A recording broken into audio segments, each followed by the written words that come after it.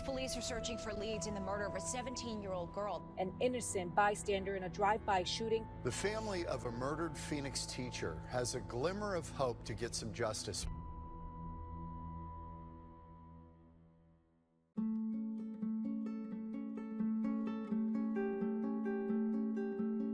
The saying goes, when you know, you know. My name is Joan Barajas, and I was the partner of David Denogean for over 3 years. That intuition that you found your person, maybe your soulmate. David and I met on Tinder in September 2019, and we went on our first date out in Phoenix. We went out to a restaurant. We were having a good time, so we decided to go out to Cobra Arcade. We played some video games against each other. It was really fun because we were both like really competitive, and so we got to kind of see that nature in each other, and it just jived really well. Like the world has opened all its doors, even with a new romance in the midst of a global pandemic. We just kept going on more dates from there, and the rest is history. Love won for Jordan Barajas and David Denogean, blooming within these walls. And you can't forget their dog, Evie. He would look at me and he's just like, don't you love our home? And I'm like, I do love our home. So it just became a very special place for the three of us.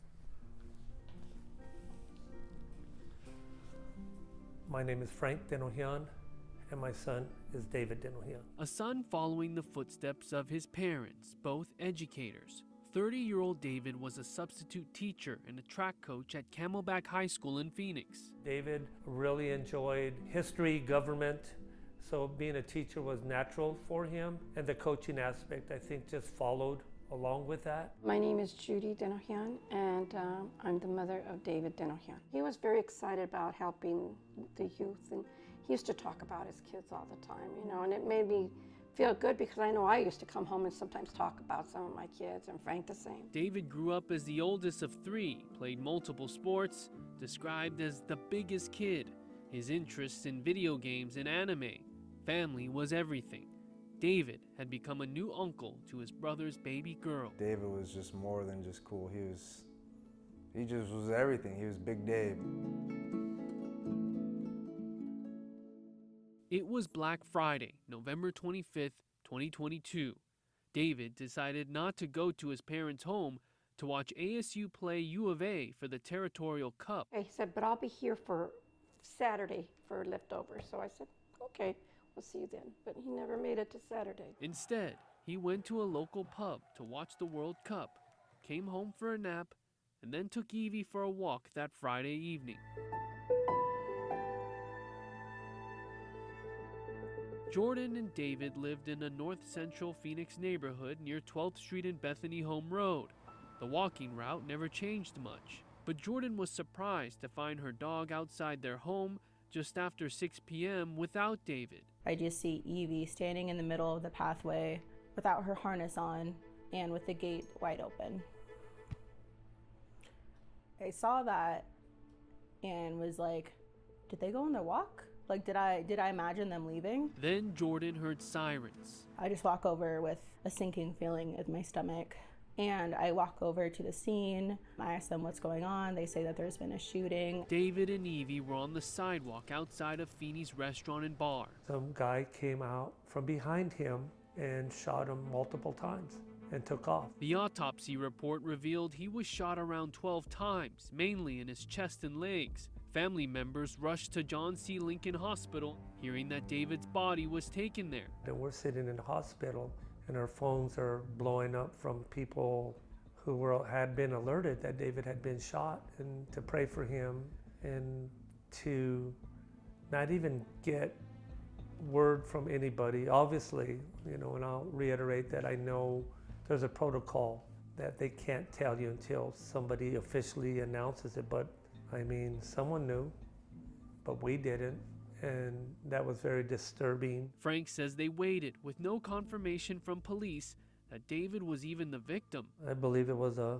detective and another officer came in the room. They just said, we're sorry your son didn't make it. And then I'm saying, what do you mean my son? Here you're telling me you couldn't tell me it was my son, but now you're telling me that my son is dead. Hearing that news broke everyone, right? I don't think I can get the cries that everyone made out of my ears.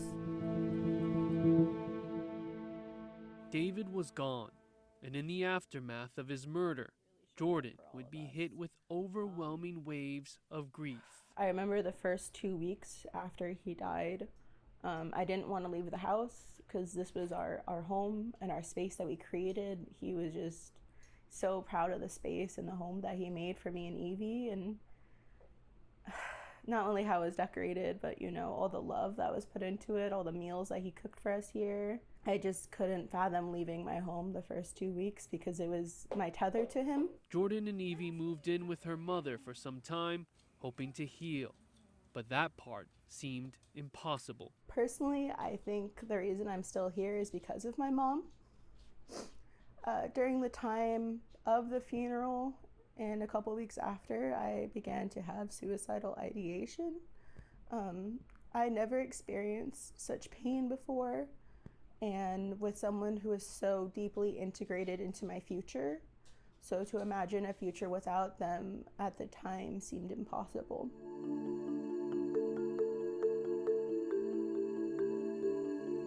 So what was the motive in this murder?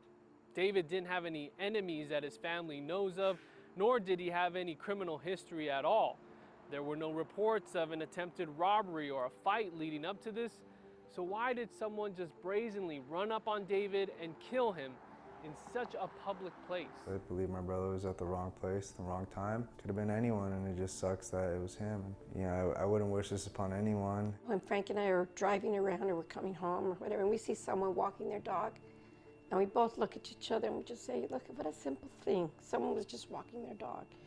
And that dog gave my son so much joy. 2022 saw the most homicides for the city of Phoenix over a 13-year period, with 223 in all. David's murder was one of them. It was a selfish crime, it was a cowardly crime, and it's one of those crimes that we know somebody out there has some information. Sergeant Brian Bauer's job is to work with the media and public to gather more tips that can turn into real leads. It took more than a month after David was killed for police to release a blurry image of the suspect.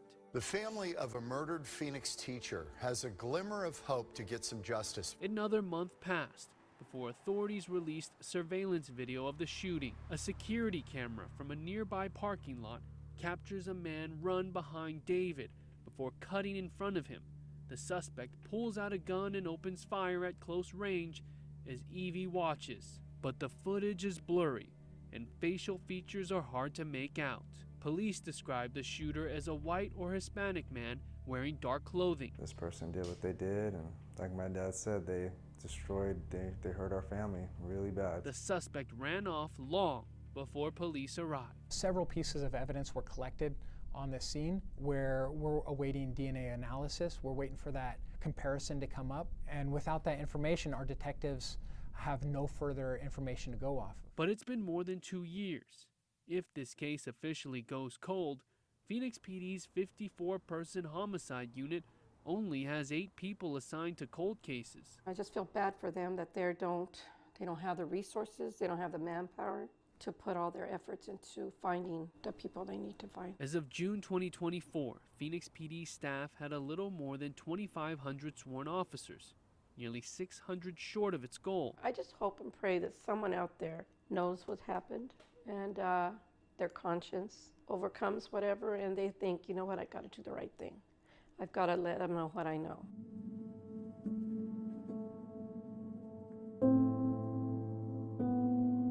In the months following the loss of David, not even his dog was spared from grief. You could see in her face, she knew what happened. She knew that David wasn't coming home, and that was her person, you know, that was her owner, and she had to watch him get shot, and it happened so suddenly. She didn't get to do anything. And so obviously she has a lot of trauma, and I'm very thankful that since then we're getting better. We're both healing. Sometimes when wounds heal, scars are left behind. A mark that David left on his loved ones won't be going away. It's been hard.